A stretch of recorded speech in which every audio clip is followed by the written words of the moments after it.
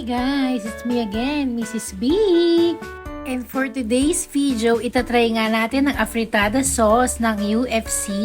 So ayan, tara na't magpabudol. Ginisa ko na rin ang bawang at sibuyas. Oo, ayan, pinagsabay ko na para mabilis.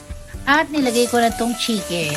Igisa-gisa lang ang manok hanggang magsangkot siya. At tadan, ganito na itsura niya. After nyan, pwede mo nang ilagay ang hotdog.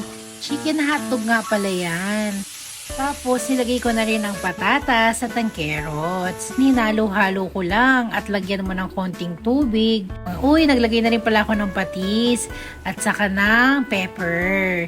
Ayan, konting exposure naman kay Mrs. B. Baka akalain nyo, hindi ako ang nagluluto ha. Nilagay ko na rin ang green bell pepper at ito na ang climax. Ilalagay na natin ang UFC afritada sauce.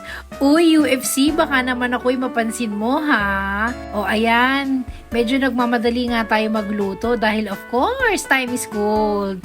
At ito na nga ang aking afritada, mala Mrs. B. Mukhang masarap naman, aminin nyo. Pero masarap talaga siya, guys. Kaya naman, subukan nyo na rin magluto ng afritada by UFC. Ayun lang!